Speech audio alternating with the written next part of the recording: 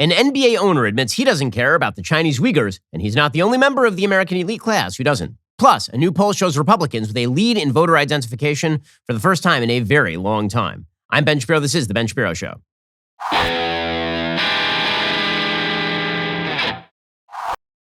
The Ben Shapiro Show is sponsored by ExpressVPN. Your data is your business. Protected at expressvpn.com/Ben. We'll get to all the news in just one moment. First, did you know that you don't just vote in November, you vote every single day? I mean, depending on who you are spending your money with, you could be sending your money indirectly to some of the people you really don't want to be sending your money to. So, for example, if you're still a customer of Verizon or AT&T or T-Mobile, you're choosing to support the candidates that they support, which would mean like Biden, Pelosi, Schumer, and company. But here is a solution: Pure Talk. See, Pure Talk, as I've talked about, uses the exact same tower, same 5G network as one of the big guys, but with the peace of mind that you are supporting a veteran-run business, a business whose employees are right here in the United States. So yes, this is a monthly bill you can be proud to pay. Plus, you're going to be paying a lot less on that bill than you would normally with one of those big cell phone coverage providers. It'll be about half of what your current cell phone bill is because the average family saves over $800 a year. So do this today. Go to puretalk.com, find the plan that's right for you, find the phone that's right for you, or just bring your own. Then, because they love my listeners, enter promo code Ben Shapiro and you will save 50% off your very first month of coverage. That's puretalk.com, promo code Ben Shapiro. Go check them out right now. puretalk.com, promo code Ben Shapiro. All righty. So yesterday, there is a billionaire NBA executive. He is a part owner of the Warriors, the Golden State Warriors in California, in San Francisco. His name is Chamath Palihapitiya. Okay, so forgive me if I screwed up the name. And he was doing a podcast. And I have to say, one of the most amazing things about people who are extraordinarily wealthy is that very often they really think they know things they do not know. There's a famous line from Fiddler on the Roof. You know, when you're rich, they think you really know. But the truth is, for some people, when they are very, very, very rich, like not just F you rich, but F the whole world rich, they start to think that they know all the things. They know everything about politics. They know everything about world affairs. They don't have to have studied anything because, after all, the proof is in the pudding and they are worth a lot of money. And they are not even bound by the strictures of basic morality and decency. The reason that I bring this up with regard to this billionaire is because this billionaire NBA owner, who's the owner of one of the most virtue-signaling organizations in America, right? The Warriors, whose coach is Steve Kerr, who is a very left-wing guy. He's virtue-signaled on everything from Black Lives Matter to Donald Trump. The team is a very left-leaning team on everything from gay rights to transgenderism. Right? The entire social sort of place of this team is to represent the far left. The owner of this team, he came out on a podcast and he said he does not care about the Chinese Uyghurs. He was asked specifically about the NBA's relationship with China. And he says it just straight out. Now, what's amazing about this is that he has the gall to say this openly on a podcast. Like, this isn't leaked audio. It's not as though he said this secretly on a phone call and then it leaked into the public eye. He said this into a microphone on a podcast he knew was being taped. And he apparently thought that this was a perfectly moral thing to do and say, which is pretty incredible. It really is. For somebody who lives on the left and I'm sure knows of the strictures of cancellation, it's amazing that he felt comfortable enough to say this directly into a microphone. But it does show what the left actually believes about China and its predations on the world stage. So here is what this billionaire NBA executive, Chamath Palihapitiya, had to say about the Chinese destruction of the Uyghur community in Xinjiang. Let's be honest, nobody cares about what's happening to the Uyghurs, okay? You bring it up because you really care, and I think that's nice that you care. The rest of us don't care. I'm just telling you a very hard... Wait, you're saying you personally don't care? I'm telling you a very hard, ugly truth, okay? Of all the things that I care about, yes, it is below my line. Okay? Of all the things that I care about, it is below my line.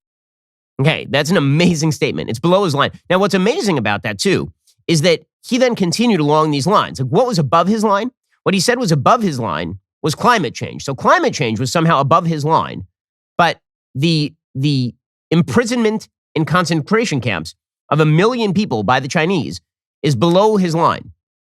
He said, I care about the fact that our economy could turn on a dime if China invades Taiwan. I care about that. I care about climate change. I care about a bunch. I care about America's crippling and decrepit healthcare infrastructure. But if you're asking me, do I care about a segment of a class of people in another country? Not until we can take care of ourselves will I prioritize them over us. And I think a lot of people believe that, and I'm sorry if that's a hard truth to hear, but every time I say I care about the Uyghurs, I'm really just lying if I don't really care. And so I'd rather not lie to you and tell you the truth. It's not a priority for me.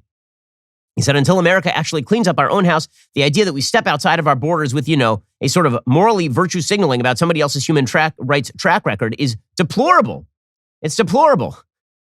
This is, by the way, how the left thinks. The left in the United States believes that the United States is the root of all evil, and so we must spend all of our time navel-gazing about the evils of the United States while simultaneously allowing him to do business in China, which is really what this is about. See, when folks on the left talk about climate change, very often, they don't really mean they care very much about climate change. They're happy to take their private jets. They're more than happy to consume extraordinary amounts of carbon and create massive carbon emissions.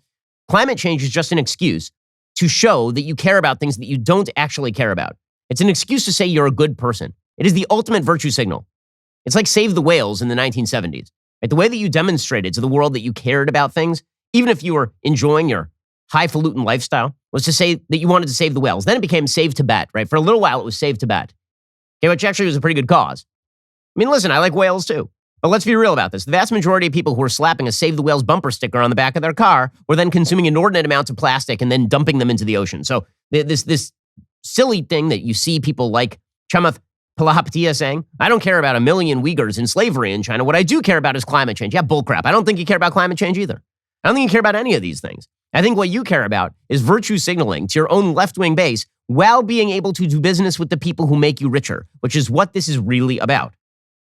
Okay, the reason that he is saying he doesn't care about this is so that he can defend China and so that he can rip on the United States. If your moral compass is so skewed, you spend all day long talking about the evils of the country that has made you rich and famous and allowed you ownership of a major sports franchise, while simultaneously poo-pooing the human rights violations of the Chinese Communist Party, some of the worst human rights violations in human history.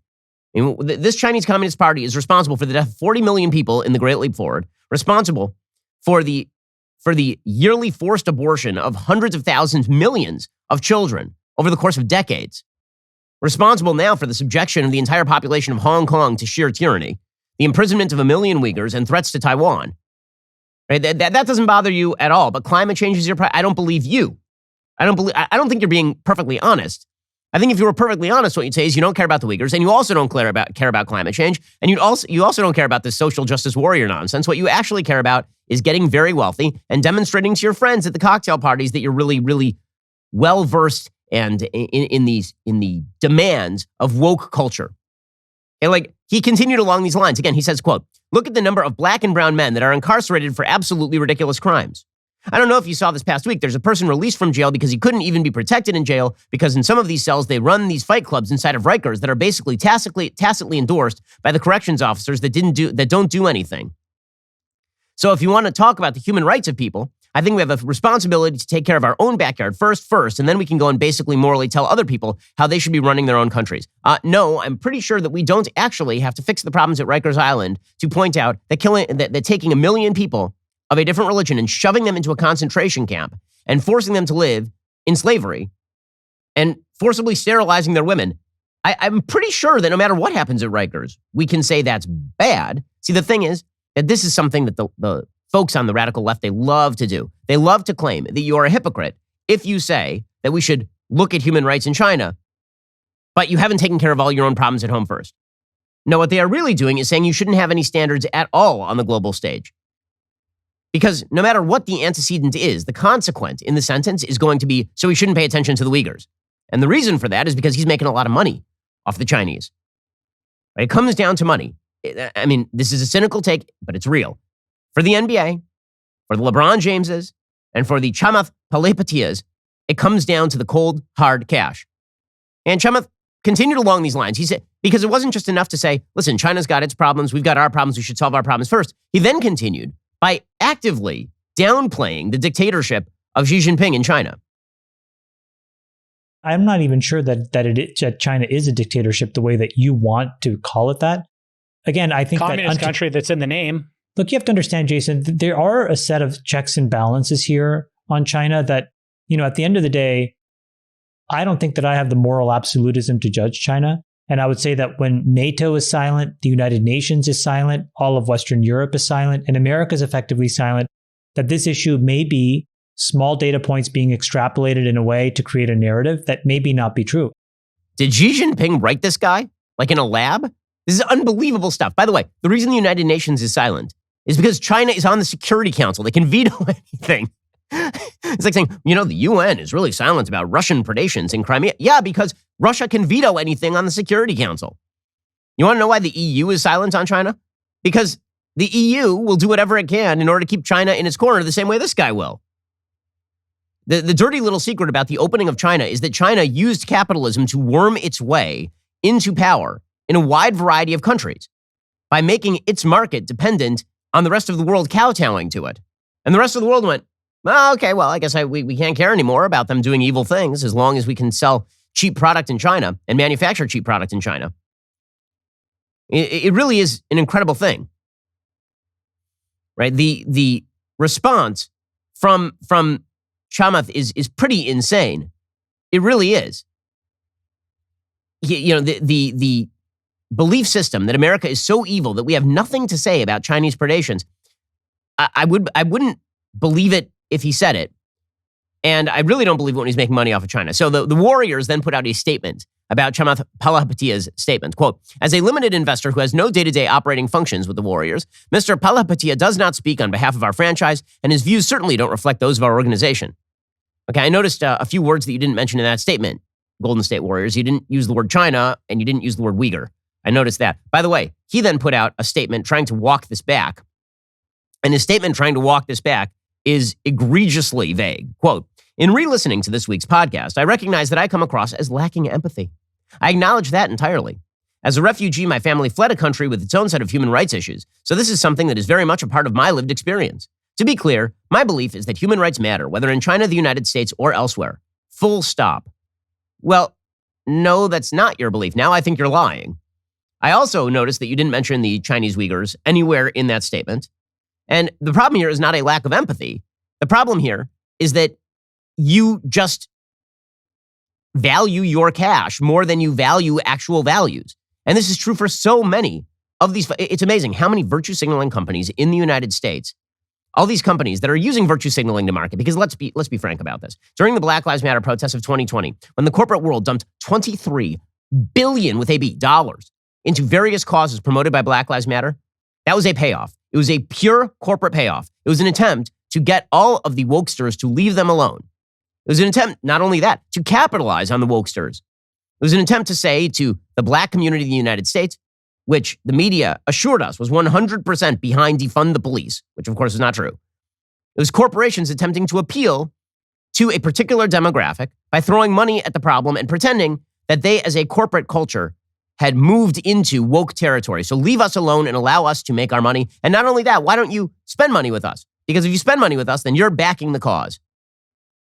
When it comes to China, however, the problem is they're making more money off of China than they are losing money from people in the United States who refuse to do business with them. This is a very simple business calculation for all these businesses, including the NBA, including Chamath Palihapitiya. And the calculation is this. If they rip China, China cuts off the market. If they don't rip China, China leaves the market open, and the number of people in the United States who are upset enough to turn off an NBA game is Enos Kanter. Right? That is the total number of people in the United States who care enough. And this is why he's going to get away with this. He'll say it, and it won't be a problem. LeBron James, hell, said it, and no one cared. Because either they're right and no one cares about the Uyghurs, or, as it turns out, most people just want to watch basketball, and they can get away with nearly anything. But that should demonstrate full-scale how cynical they are when it comes to their other causes, too. It's not that they care about Black Lives Matter and they don't care about the Uyghurs. It's that they don't care about any of these things. They don't care about any of these things. They are pure money-making machines. So the question becomes, if you're on the right, or if you're just an American who doesn't like Chinese predations, the question becomes, why are you falling for it? Right? Either you push back, or these folks are going to do whatever is most on their bottom line. Well, whatever makes their bottom line the strongest is what they are going to do, which means virtue signaling to the woke, because the woke are willing to, number one, leave the profit margins of the NBA alone so long as the NBA does its performative ritual Maoist struggle sessions on race. So they can make money there, and they can make money in China so long as they don't piss off the Chinese. So if you actually want the NBA to change its behavior, then you're going to have to push on the other side. You're going to have to say to the NBA, no, we are not going to patronize your games. No, we are not going to spend money on the Warriors. No, we are not going to buy your gear. You have to become as militant on the pro-America side as so many on the left are on the anti-America side. Because right now, you have a complete imbalance of power. You have a complete imbalance of power when it comes to the right and the left, when it comes to corporate America in this country. The left can manipulate corporate America by trying to exert pressure, both market pressure and regulatory pressure. And the right sits there and they're like, well, we'll buy whatever product is necessary. This is why I've said there must be some sort of mutually assured destruction that is brought to bear on these massive companies. That mutually assured destruction must say, either you guys stay completely apolitical and you stay out of politics entirely, or you're going to get clocked. Because if you move to the left, you'll get clocked by the right. And if you move to the right, you'll get clocked by the left. And then there'll be a neutrality that is put in place. Okay, so that has to happen from a popular level in the United States. But there's something else that has to happen here, and that is that the West has to start seeing China as the threat that it is, because it's not just that China is a military threat. It's not just that China has a huge military arsenal and they're pointing it at places like Taiwan, and they're attempting to choke off the South China Sea, and they're attempting to affect shipping straits, and they're threatening Australia, right? That's not just the problem with China. The problem with China is that they are militarizing our own institutions against us, because China has realized the game. They've been able to weaponize the power of capitalism in order to pervert all the businesses that want to do business in China. We'll get to more of that in just 1 second. First, let us talk about a simple fact. Okay, you are on your bed 8 hours a night if you're doing it right. And that means that you need a great pair of sheets. So the other night I was talking to my parents, and my parents, they were saying, you know, we just got a pair of Boll & Branch sheets, and I had never slept on a pair of Boll & Branch sheets before. And now I can't sleep on any other sheets. This is what my mom said to me. She said, for years, I'd been sleeping on sheets that were not Boll & Branch. And then I got Boll & Branch. And let me just say, they are unbelievable. Well, I knew that already. I told her this years ago because my wife and I sleep on Boll & Branch sheets, and we have been doing so for years. These are the best sheets on the market. You should go ahead and get them. The fact they are not cheap garbage like you'd buy at the local bed and bath store, that is because these are really, really good, okay? They are worth the money. The signature hem sheets from Boll & Branch are a bestseller for a reason. Buttery soft, lightweight organic cotton and a classic sateen weave for sheets that get softer over time. They are not too hot. They are not too cool. They're the perfect year-round sheets for most sleepers. Boll & Branch signature sheets come in 7 beautiful colors in all sizes, from twin all the way on up to California King. They are made to a higher standard, 100% organic cotton, ethical production, thoughtful attention to every detail. There's also nothing worse than fitted sheets that don't fit.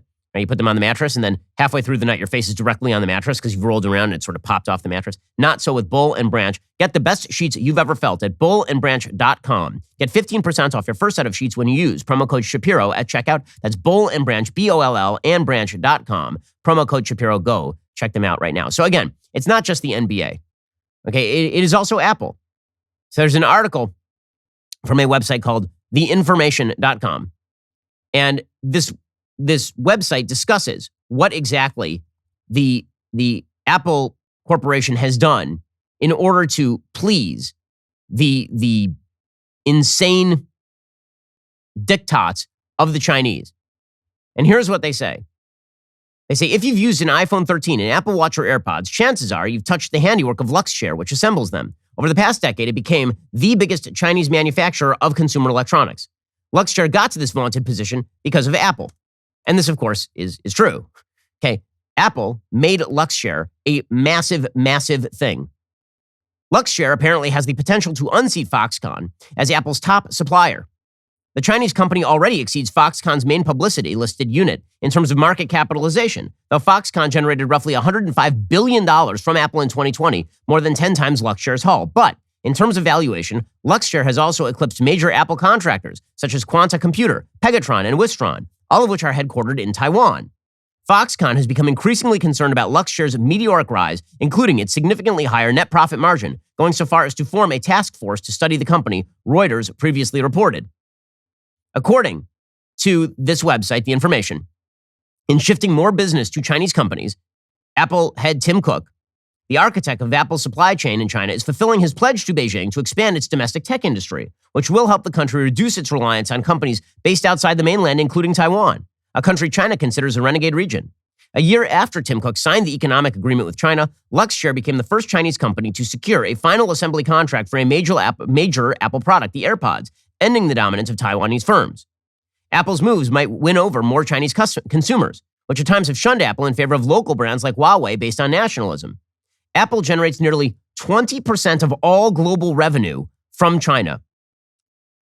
That's the reason why Tim Cook pledged $275 billion in investment to the Chinese government. A turning point for Luxshare, according to the information, came in 2017, when Apple helped the company manufacture AirPods. Apple originally relied on a single source, Taiwan-based Inventec, to produce the iconic earbuds, which were in short supply in their first year of release.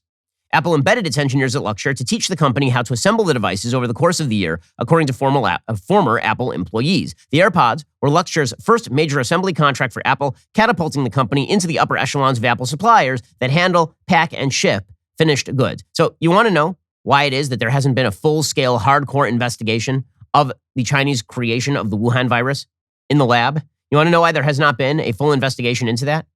Why China's been able to stonewall that? Because everyone is dependent on China. They've created manufacturing chains. They have provided a 2 billion person market in China to all of these major corporations. All these major corporations don't want to be cut off at the knees. China is gaining power over rare earth minerals that are necessary for the creation of the microchips that go in everything from your cars to your computers. China has become a centralized economic powerhouse in terms of what it is capable of leveraging on the world stage. So it is not that China is inordinately economically powerful, as we'll get to in just a moment. Actually, China is sort of a hollow bear. Okay, but the fact of the matter is that China can still leverage whatever power it has on the global stage in order to get everybody to do its bidding. This is happening in Hollywood as well. So it's not just Apple.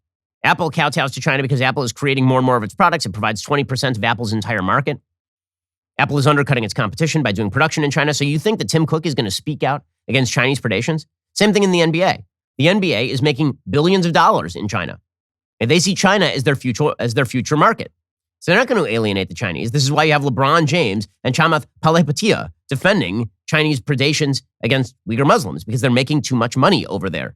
They're manufacturing half their goods over there, right? That NBA jersey you're wearing was probably made in China. And the NBA isn't willing to undercut its own profit margins in order to make a statement about the Chinese treatment of Muslims in one region of China. No way.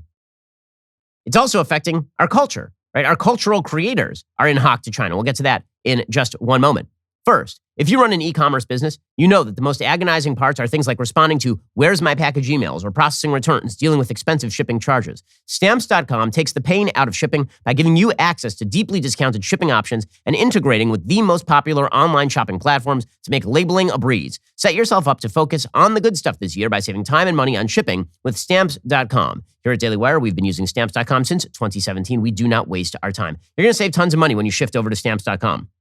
You can get up to 40% off USPS rates and up to 76% off UPS. It integrates with the most popular online marketplaces and shopping carts, including Amazon, Etsy, Shopify, and eBay. Stamps.com automatically connects to your online stores and brings in the shipping info for all your orders. You can simply print that shipping label from any standard printer, you stick it to the package, and then you schedule a pickup or drop them off. No traffic, no lines, and with their tracking tools and automated delivery notification emails, you can avoid those dreaded "where's the package" and "what's my return status" messages.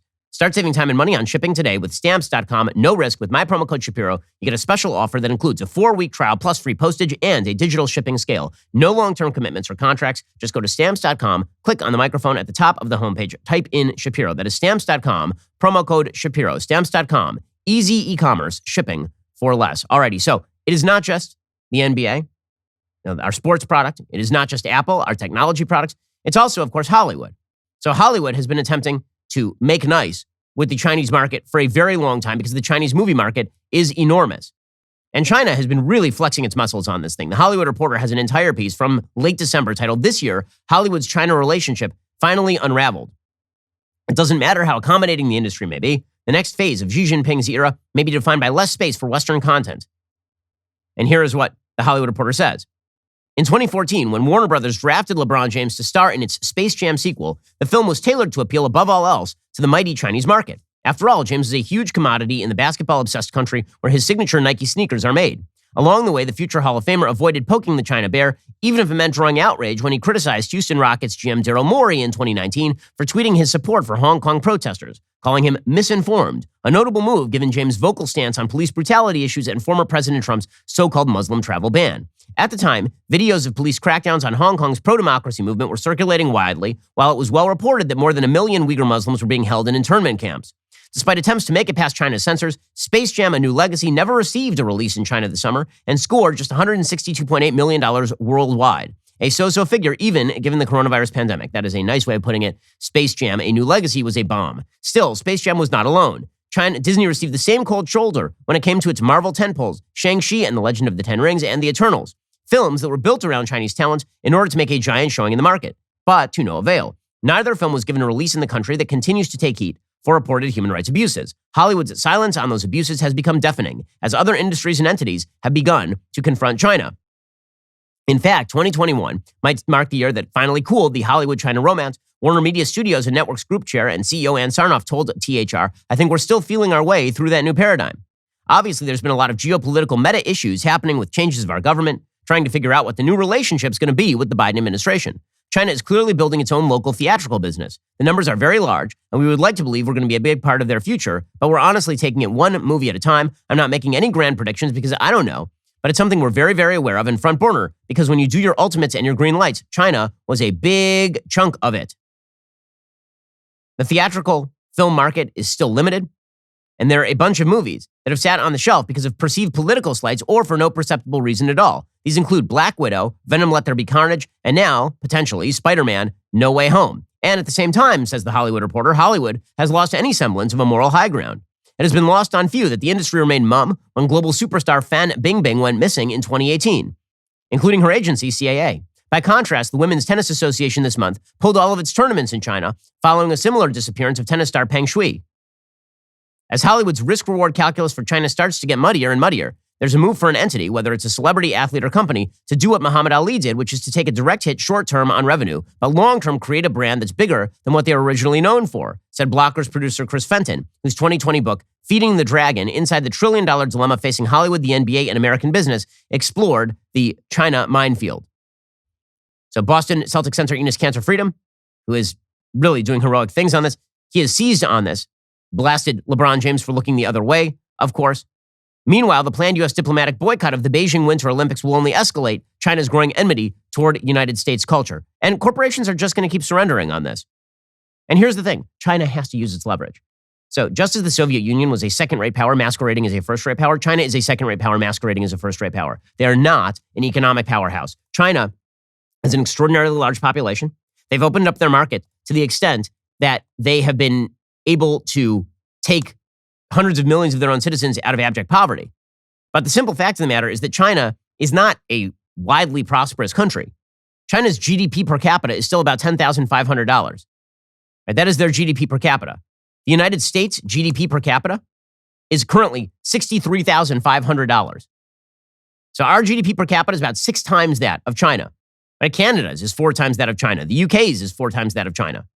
So when we're talking about economic powerhouses, if you're going to rank countries by GDP per capita, the simple fact of the matter is that China is ranked on a global level in terms of GDP per capita, according to Worldometers, below Libya, Montenegro, Mexico, Thailand, Azerbaijan, and Iraq. Okay, so China is not a global economic powerhouse, except that they have tons and tons and tons of people. And they can use that leverage in order to force people to do what they want. They can use the pressure points that are inherent in capitalism to get particular corporations to bend to their will. And this is what they have to do. In the same way that Russia has to invade surrounding countries in order to demonstrate to their population that the country has a future and that they're a muscular player on the world stage, even though the fact is that Russia is indeed a second-rate power with a second-rate economy and a decrepit military structure. Right? Russia's GDP per capita is also quite terrible. Russia's GDP per capita right now is on par with China's, about $10,000 per person. Right? Those are bad numbers. Okay, but all these countries have to demonstrate they're muscular on the world stage. What China has figured out is that using its market, it can actually create the perception of widespread power, and using its massive military, it can threaten surrounding countries. Which would mean that the best way for the United States to fight China would be on the economic stage, in the same way that we fought the Soviet Union. Okay, we did not foster vast economic connections between ourselves and the Soviet Union in the middle of the Cold War. That would have been incredibly stupid. It would have made American companies dependent on the Soviet Union. And yet the entire West fell prey to the belief that if we started to plant McDonald's in China, somehow this would overthrow the Chinese Communist Party. That, of course, is untrue. It turns out that dictators can take advantage of slightly open markets to enrich themselves and create a cadre of overlords who are able to suppress the rest of the population. And this is exactly what China has to do, because China has serious problems. China is only a threat to the West insofar as the West allows China to be a threat to the West. That's the reality of the situation, because China internally is extraordinarily weak. According to the New York Times, China announced on Monday that its birth rate plummeted for the fifth straight year in 2021, moving the world's most populous country closer to the potentially seismic moment when its population will begin to shrink, hastening a demographic crisis that could undermine its economy and even its political stability. The falling birth rate, coupled with an increasing life expectancy that has accompanied China's economic transformation over the last 4 decades, means the number of people of working age, relative to the growing number of people too old to work, has continued to decline. In other words, they have a social welfare structure that is completely upside down. It is no longer a pyramid. It is now a top-heavy pyramid. And there are not enough people at the bottom of the pyramid to support all the people at the top of the pyramid. This could result in labor shortages, which could hamper economic growth, reduce tax revenue needed to support an aging society. The situation is creating a huge political problem for Beijing, which is already facing economic headwinds. Along with the demographic data, the country reported on Monday that growth in the last quarter of the year slowed to 4%. China's ruling Communist Party has been attempting to push people to have 3 kids after spending years forcibly murdering children. And this is a thing that the Chinese government did do. If you want to watch a great documentary on this, a really disturbing documentary, there's a great documentary called One Child Nation available on Amazon by a producer who actually is from China, a director who's from China, all about how China essentially led to widespread infanticide through its one-child policy. But none of this has been able to reverse a stark fact. An increasing number of Chinese women don't want children. Yifu Zhan, a professor at the University of Wisconsin-Madison, says China is facing a demographic crisis that is beyond the imagination of the Chinese authorities and the international community. The number of births in China fell to 10.6 million in 2021, compared with 12 million the year before. That was fewer even than the number in 1961, when the Great Leap Forward resulted in widespread famine and death. For the first time since the Great Leap Forward, China's population could soon begin to contract. The number of people who died in 2021, 10.1 million, approached the number of those who were born. Some demographers say the peak may have already occurred. Wang Feng, professor of sociology at University of California, Irvine, says the year 2021 will go down in Chinese history as the year China last saw population growth in its long history. Hey, this is a disaster area for the Chinese economy. And in fact, China's economy is slowing again. I mean, China is a debt-based economy. China has massive debt problems. China has been taking out money to pay for basically building empty cities over the course of the last several decades at this point. I mean, China has a massive public debt. According to warontherocks.com, China is riddled with debts. China is one of the most indebted large economies in the world. Its state-owned banks are sitting on mountains of bad debts and non-performing loans, particularly in the real estate sector, and that's just on the surface. Underneath lies a staggering quantity of murky debt, off-balance sheet lending, wealth management products, local government funding vehicles. All told, China's debt is considerably larger than it appears at first glance, and so high that some analysts feel it is at dangerous levels and could spill over, doing severe damage to the world economy. That is not a huge shock. I mean, China has been basically staving off the complete collapse of its second largest real estate developer, Evergrande. They failed to pay a short-term debt in June of 2021, and the Chinese government had to freeze the company's bank accounts. There were concerns the company might default on its $305 billion in liabilities. And of course, in October, there was another Chinese developer, Fantasia Holdings Group. It missed its repayment of $206 million in 5-year dollar bonds. Later that same month, China's property group subsidiary, Shirgain Group, defaulted on $226 million worth of debt payments.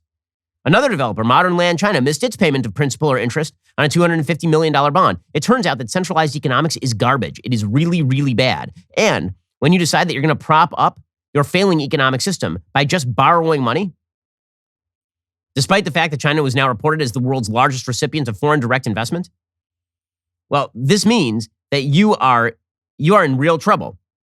All this is being reported by Antonio Graceffo, a PhD China MBA who spent 7 years in China and is the author of the books Beyond the Belt and Road and a short course on the Chinese economy. So China has real economic problems. That means that their solution to their economic problems is aggressiveness. When you have a failing country, you get aggressive. And China's getting aggressive on the world stage. And they're particularly turning toward capitalism as a weak point for the West, because you can manipulate all of these sucker capitalists into doing business with you and ignoring all of your predations on the world stage by offering them a little bit of cold, hard cash. You can essentially bribe them into ignoring what you're doing on the world, which is why you actually do need governments to stand up here. The American government should be working with the Europeans in order to cut off China's economy at the knees. See China for what it is, an aggressive world power. This is not a partnership. They're an enemy. Okay, the Chinese government has openly declared itself so. If you If you read any of the minutes from their annual meetings are all about how they are going to take on and defeat the West. And yet we are allowing our own corporations to be hijacked by the Chinese government propaganda outfit. It's insane. So, in other words, don't believe any of these corporate heads when they pretend that they are woke beyond woke. They're not woke beyond woke. They're just seeking money. This holds true in terms of foreign policy, and it holds true domestically as well. And we got to push back on this because capitalism can be used by militant leftists in order to essentially turn all of these corporations into their own meat puppets. And that's precisely what they've been doing. Alrighty, in just 1 second, we'll get to some good news on the polling front. First, let's talk about your sleep quality. So we've talked about the sheets that you put on your bed, but what kind of mattress are you using? You need a mattress made just for you. This is why you need Helix Sleep. Everybody's unique. Helix knows that. This is why they created a sleep quiz for you. And then they create a mattress based on that 2-minute sleep quiz. They've got several different mattress models to choose from. They've got soft, medium, and firm mattresses. Mattresses great for cooling you down if you sleep hot. Mattresses great for spinal alignment to prevent morning aches and pains. Even a Helix Plus mattress for plus-size sleepers. Helix even has mattresses with special cooling technology if you and your family can never agree on the temperature of the thermostat. So if you're looking for a mattress, you take the quiz, you order the mattress you're matched to, the mattress comes right to your door, shipped for free. You don't ever need to go to a mattress store again. Helix is awesome. You don't need to take my word for it. Helix was awarded the #1 best overall mattress pick of 2020 by both GQ and Wired magazine. Helix has been recommended by multiple leading chiropractors and doctors of sleep medicine as a go-to solution for improving sleep. They have a 10-year warranty. You get to try it out for 100 nights risk-free. They'll even pick it up for you if you don't love it, but you will. Helix even has financing options, flexible payment plans, so a great night's sleep is never far away. Just go to helixsleep.com/Ben. Take their 2-minute sleep quiz. They will match you to a customized mattress that will give you the best sleep of your life. Helix is offering up to $200 off all mattress orders and 2 free pillows for our listeners at helixsleep.com/Ben. Go check them out right now. Alrighty, in just 1 second, we'll get to some amazing, amazing polling data. First, if you haven't yet picked up your copy of 1984 for my monthly book club, do it right now. Because in just a few days here, a couple of days, we are going to launch the third Thursday book club. I'm super pumped about it. We're going to go through a massive classic in Western literature once a month. For obvious reasons, Orwell's infamous 1984 seemed like the perfect place to start. Not only will the book club hold you accountable for your reading, because you get through the entire year, you're going to read 12 fantastic books. You're going to be so much more well-read. Some of these books are really tough. Some of these books are classics. Some of these books are things that maybe you read before, but you don't remember them because they were back in high school. We're going to go through all of them with you. Then, on the third Thursday of each month, I will join Daily Wire All Access members online for an in-depth lecture and discussion of each book. You can ask me questions directly. Right now, get 25% off an All Access membership with code 1984 over at dailywire.com/subscribe. By the way, this makes a fantastic gift for a college student, a high school student. I get this question all the time. How do I teach my kids to read? How do I teach my kids how to engage with classic material? This is a great way to get started. If you haven't already joined, it's not too late to sign up. Just head on over to thirdthursdaybookclub.com, receive the materials you will need to participate in my first members-only all-access discussion. And don't forget, head on over to dailywire.com/subscribe. Join as an all-access member with 25% off using code 1984. I cannot wait to hang out with you and discuss Orwell this Thursday, January 20th, 8 p.m. Eastern, 7 p.m. Central. Also, I am pumped to announce the release of the final trailer for our first original movie here at Daily Wire, Shut In. It's a seat-gripping thriller that will be available to stream right here at Daily Wire in early February. It really is fantastic, fantastic stuff. Here is some of the trailer.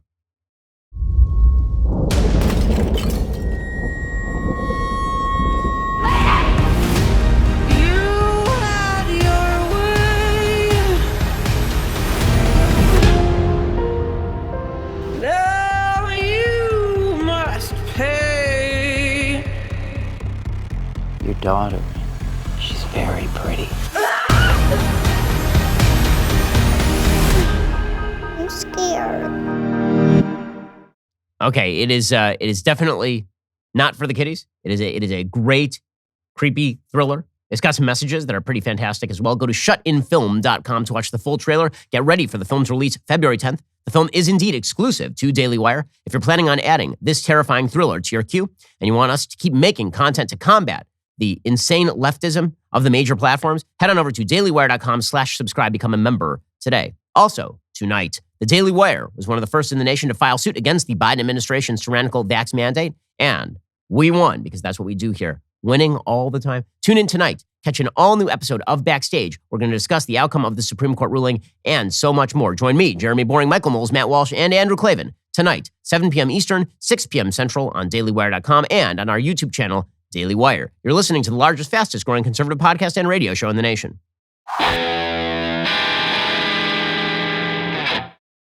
Alrighty, meanwhile, there's some astonishing news from the polling front. Okay, on the polling front, Democrats are in such unbelievable trouble. According to Gallup, on average, Americans' political preferences in 2021 looked similar to prior years, with slightly more U.S. adults identifying as Democrats or leaning Democratic than identified as Republicans or leaning Republican, about 46% Democratic and 43% Republican. However, the general stability for the full-year average obscures a dramatic shift over the course of 2021 from a 9 percentage point Democratic advantage in the first quarter of 2021 to a 5-point Republican edge in the fourth quarter. 47% identified as Republican or lean Republican compared to 42% who identified as lean Democrat. And that is extraordinarily rare. The 9-point Democratic advantage in the first quarter and the 5-point Republican edge in the fourth quarter are among the largest Gallup has measured for either party in any quarter since it began regularly measuring party ID and leaning in 1991. The GOP has held as much as a 5-point advantage in a total of only 4 quarters since 1991. The Republicans last held a 5-point advantage in party identification and leaning in early 1995 after winning control of the House of Representatives for the first time since the 50s. So basically, the last time there was a giant, enormous, unprecedented Republican wave, that was 1994. And that is when Republican numbers looked like this one. The only other time the Republicans had a larger advantage is when George W. Bush was at like 90% in the approval ratings at the beginning of the Gulf War. Okay, for Democrats, their lead in the first quarter was the largest for the party since the fourth quarter of 2012, which is, of course, when Barack Obama won re-election. Shifting party preferences in 2021, according to Gallup, are likely tied to changes in popularity of the two men who served as president during the year. Donald Trump finished out his single term in January after being defeated in 2020 with a 34% job approval rating. That's the lowest of his term. His popularity fell more than 10 points from Election Day 2020 as the country's COVID-19 infections and deaths reached record highs, as well as the January 6th events. Meanwhile, Joe Biden had relatively high ratings, and then those absolutely collapsed. And so what we saw in the fourth quarter is this massive shift toward the Republicans. According to Gallup, the shifts in party affiliation in each quarter of 2021 were apparent in both the percentage identifying with each party and the percentage of independents leaning to each party, but with more changes among leaners than identifiers. Between the first and fourth quarters, the percentage of Democratic identifiers decreased by 2 points. The percentage of Democratic-leaning independents dropped by 5 points. Republican identification increased by 3 points. Republican leaners increased by 4 points.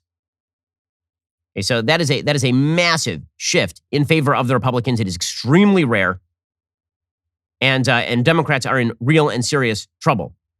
Not just that, according to Gallup, you can see what has happened within the parties, and this is the reason why there's been the shift against the Democrats. So if you look at Americans' political ideology by year, across the country, about 36% of Americans identify as conservative. Another 37% of Americans identify as moderate. That means that 73% of Americans are either conservative or moderate. How many identify as liberal? 25%. 25%. So that is a not great number for the folks on the left, particularly because all of those liberals identify only with the Democratic Party. The Democratic Party used to be a lot more politically diverse. But the simple fact of the matter is that right now, the Democratic Party has moved in a wildly left direction. If you look at the Democrats' political ideology, according to Gallup, what it shows is that in 1994, only 25% of Democrats identified as liberal. Right? About 20, same number identified as conservative. So it was about 25% conservative, 25% liberal, and about 50% moderate. Today, only 12% of Democrats identify as conservative. 37% identify as moderate. 50% identify as liberal. So liberals, remember, only constitute about 25% of the entire American population, but they are 50% of the Democratic Party. Moderates constitute only about 37% of the Democratic Party, down from 48% in 1994. And there are no conservatives left in the Democratic Party. 12% of Democrats identify as conservatives. Meanwhile, the numbers for independents have remained essentially the same. In 1994, 46% identified as moderate. Today, that's 48%. 31% identified as conservative. Today, that's 30%.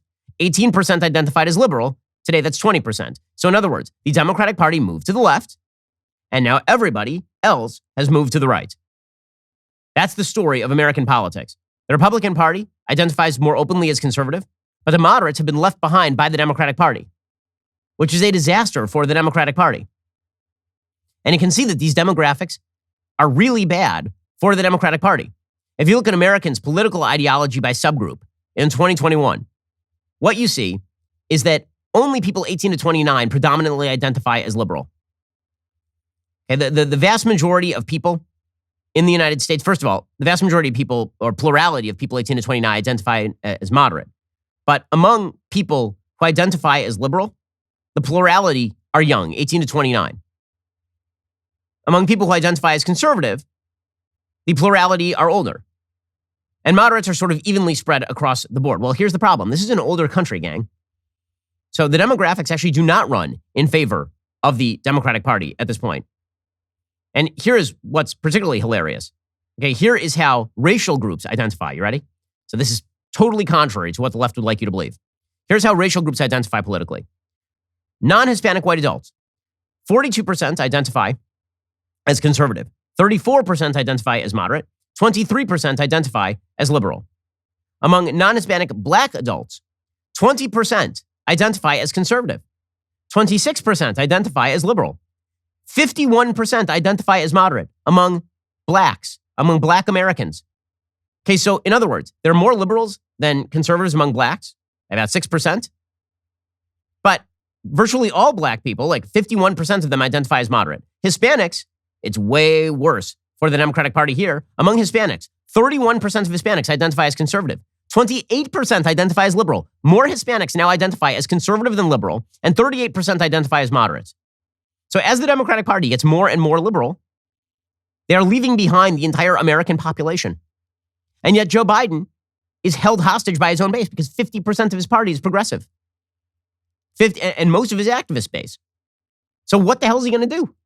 Right? He has left the entire center of American politics wide open. This is what's so astonishing about Joe Biden's presidency. All he had to do was have a little bit of guts. Nate Silver, the poll analyst, he made a really good point. Now, people tend to think of Joe Biden as moderate. Joe Biden is not a moderate, says Nate Silver. Joe Biden is a person who is wherever the center of the Democratic Party is. So if the center of the Democratic Party moves to the left, so does Joe Biden. So Joe Biden is a bellwether. He's not a leader. He's a bellwether. So if Joe Biden moved into Bernie Sanders territory, it's because his base is in Bernie Sanders territory. The problem is the country ain't in Bernie Sanders territory. So the more Democrats reflect this, the more Democrats move to the left. And by the way, studies demonstrate that their Republican platform has basically been stagnant since 2010. Democratic platform has moved wildly to the left. As they've done this, Joe Biden has moved along with them. So it's not that Joe Biden is just a fool who moved to the left, although I think he is a fool for not standing up. It's that this is who Joe Biden always was. He was the cork bobbing on the eddies of Democratic Party politics. And wherever the Democratic Party was, that is where he was. Well, Democratic Party politics is now completely disconnected from the American population. The only reason Joe Biden was elected is because he was not Donald Trump. That was not a green light to all of the idiotic Democratic strategies. It was not a green light to all of their garbage policies. And it is hilarious that the Democrats keep trying to ram down policies the American people hate, and then they look around and think, well, why doesn't anybody follow us? The answer is because your party is not reflective of the American population. By the way, Roy Teixeira, right? Remember, he's the guy who suggested a new emerging Democratic majority. He said that as more minorities were present in the demographics of American life, there would be a radical shift over to the left in American politics. He came out with an article just a few weeks ago saying that the Hispanic vote was moving conservative, and this broke his model. He came out yesterday. He said, guys, the Asian vote is moving conservative. It's breaking my model. Because it's not that they're moving conservative. It's that everyone is now Ronald Reagan circa 1964. Right? Everybody else stayed the same. The Democratic Party just moved wildly to the left.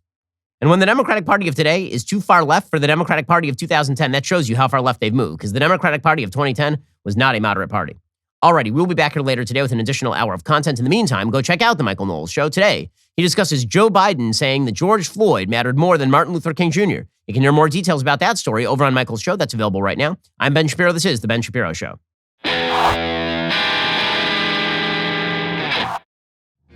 The Ben Shapiro Show is produced by Elliot Feld. Executive producer Jeremy Boring. Our supervising producer is Mathis Glover. And our production manager is Pavel Wydowski. Associate producer Bradford Carrington. Editing is by Adam Sayevitz. Audio is mixed by Mike Coromina. Hair and makeup is by Fabiola Cristina. Production assistant Jessica Crand. The Ben Shapiro Show is a Daily Wire production. Copyright Daily Wire 2022. Joe Biden says George Floyd mattered more than Martin Luther King. Israel finds that even a fourth COVID shot does not stop Omicron, and Dr. Fauci's financial disclosures show that the vaunted doctor is loaded. Check it out on The Michael Knowles Show.